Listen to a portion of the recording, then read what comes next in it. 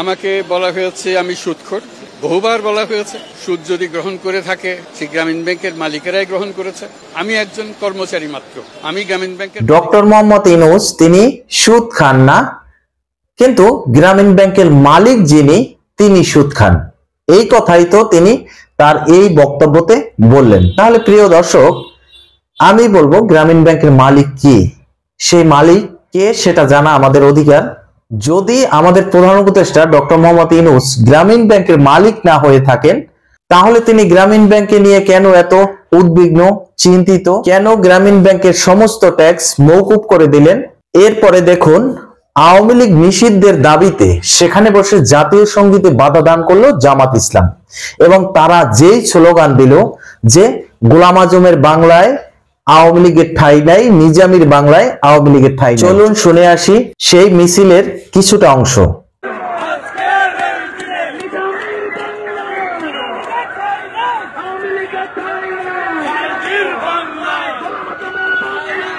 এদিকে এই ঘটনাকে কেন্দ্র করে বাংলাদেশের কিছু বিক্ষুব্ধ জনতা তারা গোলাম আজমের হাতে বাংলা মদ ধরিয়ে দিয়ে গোলাম আজমের বাংলা বলে যে ট্রোল করলেন, চলুন দেখে আসি সেই ভিডিও চিত্র।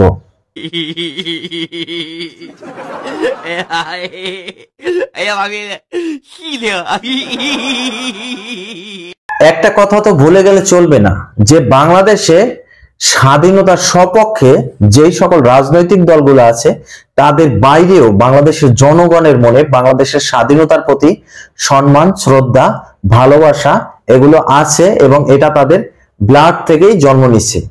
সেই ভালোবাসার তাগিদে বাংলাদেশে ছাত্র জনতা বা এনসিপি এই প্রথমবারের মতন কোনো ভালো কাজ করলো আমার চোখে দেখা। সেটা হলো জামাত ইসলামের এই যে স্লোগান গোলাম আজমের বাংলা তথা নিজামীর বাংলা এবং বাংলাদেশের জাতীয় সঙ্গীতে যে বাধা প্রদান করলো সেটার বিরুদ্ধে গিয়ে মিছিল করলো।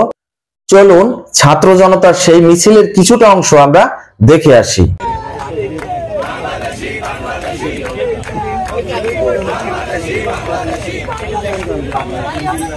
এখানে ছাত্র জনতা তথা এনসিপির যারাই সদস্যবৃন্দ আছেন বা ছাত্র সমন্বয়করা, তারা এটা বলছে যে আমার সোনার বাংলায় গোলাম আজমের ঠাঁই নাই।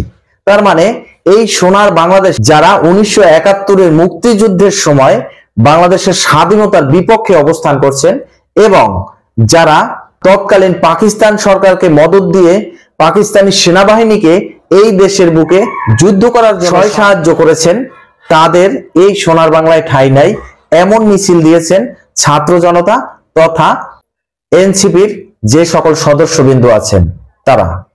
অপরদিকে বিএনপির মির্জা ফখরুল ইসলাম আলমগীর তিনি এই মন্তব্য করলেন যে আসলে কোনো দল নিষিদ্ধ করার ক্ষমতা আমাদের নেই এবং এটার সিদ্ধান্ত নেবে জনগণ। এখন এই যে আওয়ামী লীগ নিষিদ্ধ হলো এর পিছনে নিশ্চয়ই বড় কোনো চক্রান্ত আছে, এবং তিনি ধারণা করছেন যে 1/11 সেই -2 ফর্মুলা আবার নতুন করে প্রতিফলিত হতে যাচ্ছে আমাদের এই বাংলাদেশে। চলুন শুনে আসি মির্জা ফখরুল ইসলাম আলমগীরের কিছু কথা। জনগণ সিদ্ধান্ত নেবে, এইটা তাদের যে সমস্ত পরে যে জনগণের মতামত প্রতিফলন যে বিষয়গুলো আছে সেটা হবে। এটা তো আপনার আরেকটা চক্রান্ত শুরু হয়েছে, দেশে একটা অনিশ্চয়তা, ইনস্টেবিলিটি আবার শুরু করার জন্য এই ধরনের ঘটনাগুলো ঘটাচ্ছে, যেটা কোনো ইস্যু না সেগুলোকে ইস্যু তৈরি করা হচ্ছে। এটাকে আমি মনে করি যে এটা সম্পর্কে সকলে আপনার সজাগ সচেতন হওয়া দরকার। মির্জা ফখরুল ইসলাম আলমগীর তবুও সময় উপযোগী বা সময় সাপেক্ষ কথা বলেছেন, কিন্তু বিএনপির একজন নেতা সালেহ আহমেদ তিনি কি বলল? নিষিদ্ধের ব্যাপারে বিএনপির পার্টিসিপেশন মানে শাহবাগে যে আন্দোলন হচ্ছিল না ওইটা নিয়ে সমালোচনা হচ্ছিল। আমরা শাহবাগে কেন যাব? আমাদের দাবিতে আমরা মাননীয় প্রধান উপদেষ্টাকে দীর্ঘ কয়েক মাস আগেই লিখিতভাবে দিয়েছি, মৌখিকভাবে দিয়েছি, আমরা বিভিন্ন সেমিনার সিম্পোজিয়ামে বলেছি, বিভিন্ন অনুষ্ঠানে বলেছি। আমরা শাহবাগে যেয়ে কথা বলতে হবে কেন? আমাদের যা বলার আমরা প্রধান উপদেষ্টার কাছে বলে দিয়েছি, আমরা কেন শাহবাগ যাব? তাহলে কেন যাবেন না সেই প্রশ্ন আপনাকে দিতে হবে। শাহবাগে যে এই বাংলাদেশের স্বাধীনতা বিরোধী মিছিল দিল, বাংলাদেশের জাতীয় সঙ্গীতে যে জামাত ইসলাম বাধা প্রদান করলো এবং জামাত ইসলাম স্লোগান দিল যে নিজামীর বাংলা গোলাম আজমের বাংলা, এটা কি দল হিসাবে বিএনপি সমর্থন করছে? যেই দলের প্রতিষ্ঠাতা জিয়াউর রহমান বাংলাদেশের স্বাধীনতার ঘোষক, তারই দলের নেতাকর্মী এগুলো সমর্থন করছে?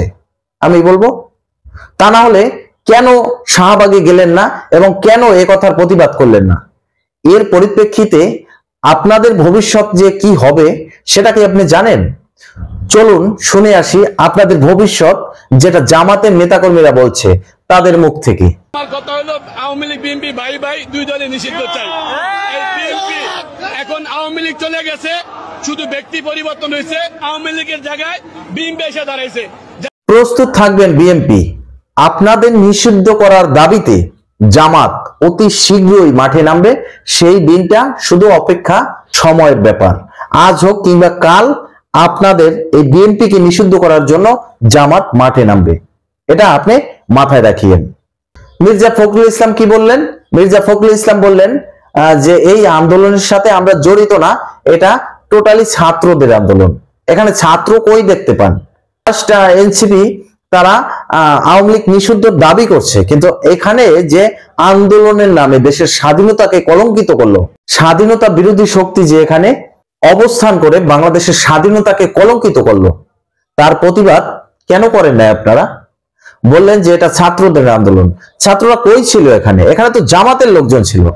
এখানে ছাত্র বলতে কাকে বুঝান? এনসিপি তো তারা এখন ছাত্র না, তারা একটি রাজনৈতিক দল। ছাত্র বলতে আপনি কাকে বুঝাইলেন? এনসিপি যদি বলতেন যে ঠিক আছে হ্যাঁ এনসিপি, কিন্তু ছাত্র বলতে কাকে বুঝাইলেন? ছাত্ররা তো এখানে ছিল না, ছিল এনসিপি, ছিল জামাত ছিল। তাইলে যেখানে দুটো রাজনৈতিক দল এরকমের বাংলাদেশের স্বাধীনতা বিরোধী স্লোগান দিল, বাংলাদেশের জাতীয় সঙ্গীতে বাধা দান করলো, গোলাম আজমের বাংলা, নিজামীর বাংলা এগুলো বললো, আপনারা কেন এগুলোতে বাধা দান করলেন না? হ্যাঁ আপনারা করেন নাই, ছাত্ররা এই আন্দোলন করে নাই, কিন্তু ছাত্ররা এই যে গোলাম আজমের বাংলা, নিজামীর বাংলা, এই যে জাতীয় সঙ্গীতে বাধা দান করলো, এগুলোর বিপক্ষে আন্দোলন করছে, যেটা আপনি হয়তো জানেন না। ফখরুল ইসলাম আলমগীর, আপনার কথাগুলো আমি আবারও শুনছি, কি বলছেন আপনি? আন্দোলনের সঙ্গে শিক্ষার্থীরা সরাসরি জড়িত, আমরা এই আন্দোলনের সঙ্গে কখনোই সরাসরি জড়িত নই। এই যে গোলাম আজমের বাংলা এবং নিজামীর বাংলা, এই কথাটার প্রতিবাদ করছিল বাংলাদেশের একমাত্র ব্যক্তি, আমাদের অন্তর্বর্তীকালীন সরকারের একজন উপদেষ্টা জনাব মাহফুজ আলম। যখনই তিনি এই কথার প্রতিবাদ করে ফেসবুকে একটা পোস্ট করলেন যে যারা যুদ্ধ অপরাধী, বাংলাদেশের যারা রাজাকার, তাদের বিচার হবে এবং তাদের জনগণের উদ্দেশ্যে ক্ষমা চাইতে হবে, এবং এই দেশে যারাই পাকিস্তানপন্থী থাকবে তাদের বিচারের আওতায় আনতে হবে এবং জনগণের উদ্দেশ্যে ক্ষমা চাইতে হবে। এই প্রতিবাদ শুধুমাত্র বাংলাদেশের অন্তর্বর্তীকালীন সরকারের উপদেষ্টা মাহফুজ আলম, এবং এরই পরিপ্রেক্ষিতে জামাত এবং জামাত শিবিরের লোকজন মাহফুজ আলমকে যেই ধরনের গালিগালাজ করলেন, গরুর নাম মাহফুজ রেখে তাকে জবাই করে সেই গরুর মাংস থেকে মিলাদের জন্য ভুনা খিচুড়ি রান্না। চিন্তা করেন এই মাহফুজ আলমকে কত বড় অপমান করলো, এবং বাংলাদেশের এই রাজাকাররা, স্বাধীনতা বিরোধী শক্তিরা কিভাবে উত্থান পেয়েছে বাংলাদেশে। শুনে আসি সেই জামাত ইসলাম এবং জামাত শিবিরের কিছু কথা, যারা মাহফুজ আলমকে খুব নিন্দনীয় ভাষায় গালিগালাজ করছেন এবং তার নামে গরু কেটে মিলাদ পড়াইছেন।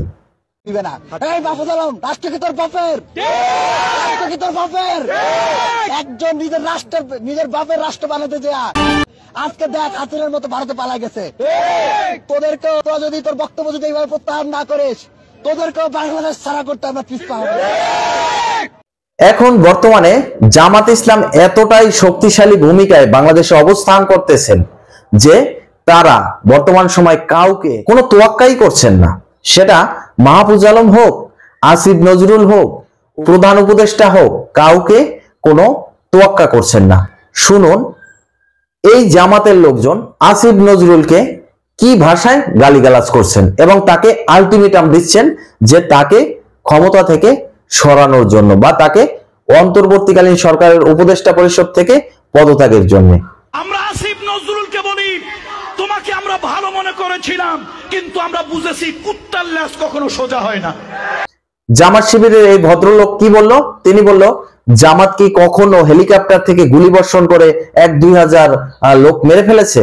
এই যে জামাতকে নিষিদ্ধ করা আর আওয়ামী লীগকে নিষিদ্ধ করার গ্রাউন্ড কি এক? জামাত কি আমাদের সামনে প্রকাশ্য দিবালোকে হেলিকপ্টার দিয়ে গুলি কইরা 2000 মানুষকে গুলি মারছে এইবার জুলাইতে। মানে আবার কি বলা হয় যে বিএনপি বলছে, বিএনপি দেখলাম গয়েশ্বরচন্দ্র রায় মানে মুরব্বী মানুষদেরকে শয়তানে জামাত যে কি করেছে তা তো আপনি জানবেন না, কারণ আপনি তো রাজাকারের জন্ম, অথবা আপনি রাজাকার। জামাত এই দেশের 2 লক্ষ মা বোনকে নির্যাতিত করেছে। বাংলাদেশের 30 লক্ষ শহীদের মোটামুটি 5 লক্ষ শহীদ এই জামাতের কারণে হয়েছে। সেটা কি আপনি জানেন? আপনার মতন চরম বেয়াদব মার্কা লোকজন বর্তমানে বাংলাদেশটাকে লুটেপুটে খাচ্ছে, বাংলাদেশের স্বাধীনতাকে কলঙ্কিত করছে। আপনাকে উচিত গণমাধ্যমের সামনে জুতার মালা গলায় দিয়ে তারপর সারা বাংলাদেশ ঘোরানো। এই হচ্ছে বর্তমান সময় বাংলাদেশের প্রেক্ষাপট। ভবিষ্যতে যা কিছু হবে সবকিছু নিয়ে আমি আজকের বাংলাদেশ ইউটিউব চ্যানেল তথা ফেসবুক পেজে নিয়মিত আয়োজনে থাকবো আপনাদের সাথে। পরবর্তীতে নতুন কোনো ভিডিও নিয়ে আসবো। সেই পর্যন্ত ভালো থাকুন, সুস্থ থাকুন। আল্লাহ হাফিজ।